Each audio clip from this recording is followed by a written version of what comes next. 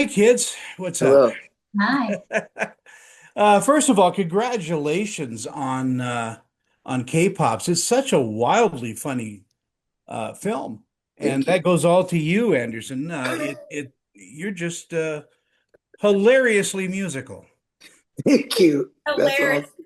That is great way to put it. Talk to me about putting this together because boy, K-pop is such a behemoth now in the music industry. I mean, now there's K-pop trap Yeah. and other versions of K-pop, but uh, you've really managed to capture the angst and desire for people to become idols. Well, yeah, man. It was came out of curiosity. I was inspired by my son's love for it, and his mom, and my whole house was taken over by it. I didn't know anything about it, and it was intriguing. And a lot of what I do is to gain the respect and the cool points of my family. So this was another journey into that. Yeah, he also wanted to be a YouTuber at the time, so I didn't know anything about that either. So I was just always pulling from the well of stuff that I know. And when it came to the YouTube stuff, he was like 8 years old, and I just remember doing home videos with my sisters, and we wanted to do like funny bits, like from In Living Color, like SNL and stuff. And that's like all we did all the time. And I would have a hi8 camera and be like editing stuff. And when I started doing YouTube stuff with him, we did the same thing, and it brought me back to those moments. And but it just like when I was doing my sisters, it was the same thing. It was like, wow, we were bonding and we were doing something we love to do, and it was just fun. And it was, we could have been hanging out doing anything, but that was what he was interested in. So I wanted to be interested in as well. And the same thing with K-pop. He was obsessed with K-pop, and he was showing me groups like BTS and Stray Kids, and I was like, oh, this is reminding me of like New Edition and like TLC and New Kids on the Block and people that my older sisters used to listen to. And I was like, okay, they're pulling from the old R&B groups and the old hip hop groups and doing it their way, and that makes sense because I mean, when people have models of how they do stuff and spread around the world, everyone's gonna have their interpretation of it. And I didn't think this was anything new than like Beatlemania or something like that. And so I thought right away, like, oh, this could be an opportunity for me to tell a unique story, something fun, and I could spend more time with my kid and maybe make some new music, do some new collabs, and yeah, what was inspired right there to just write a script. And I was like, I'm gonna do a movie. I want to do a movie. I want to act, but I can't get. Also, I'm just gonna have to make my own film, see how it goes, and That's how it goes. Yeah. yeah, that's how it went. And it was I got my ass kicked, but yeah, I learned a lot, and I would do it again in a heartbeat. There you go. And look who's with us, Cathy Shim. How you doing? Hey, good, good, Tony. Thanks for having us. Congratulations on your stint on 911, Reno. Oh, yeah. Uh, Thank you. Yeah. you're brilliantly hilarious. Thank you very much. Thank you. Very kind of you. Does that take hard work to be that funny? I that's very kind of you. I don't find myself a funny person. I feel like I'm very serious a lot of the time. Ji Young Han can speak to that. I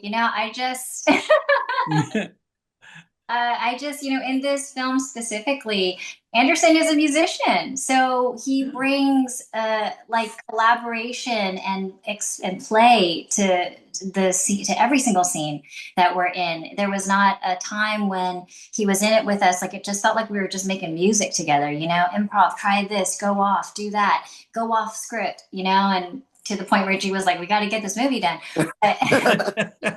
Let us all just bring our full authentic selves to the table. And when you're feeling comfortable in it, it's really easy to just, riff and play and find hilarity together. And gee, wow, what a performance you put in. You're just adorable. You. Thank you. I think, yeah, no, I mean, you do such a great job in this. Is music a second language for you? No, not at all. My second language is Korean, and I'm not even Well, proud of that. She plays the harp. What are you talking I about? do play the harp. I play the Yeah, harp. and she's got a Oh, beautiful voice, as you heard in the movie. Yeah. she No, she's but no. lovely. Yes. Talk to me about your role in the film and bringing her to life. Yeah, Yeji is the love of BJ's life, but also, um, also the first casualty in his big dreams of, and it's a reflection of all of us. Everyone has a dream, but at what cost, because Yeji leaves him and goes off with her life, but she's also the mother of his son that he learns about later in the story. And so, it's a real Yeji is what real life is about, what really matters in life. And in this beautiful way, BJ gets a second chance to be in her life, but most importantly, it's BJ and Yeji coming to terms with pain and doing things that are difficult for them, because they love their son, and that's what brings us all together. I think that's a real wonderful message. Kathy, as people discover K-pops, what do you think they'll take away from watching it? Gosh, well, I mean, it's this global phenomenon now. So, I mean, to those who are coming into K-pop brand new, I hope that they can see that it's just this huge, enormous diaspora. K-pop is no longer. I grew up with K-pop before it was called K-pop, and it was just this like niche thing in Korea that people barely knew about. And now it's just the reach is so much farther than anyone ever could have imagined, and so many different genres within. It's not just K-pop. There's rock, there's soul, there's hip hop, there's R&B to it. So I really hope what people find from this is just the huge diaspora of within K-pop itself. And G, the same question. What's the takeaway from this brilliantly exuberant comedy? Brilliantly exuberant. Wow. That was Come on, also a Tony. compliment for Anderson. You know, what's K-pop is huge, and the best part for me about this movie is that when you meet BJ, he's not on the K-pop train. He doesn't love it.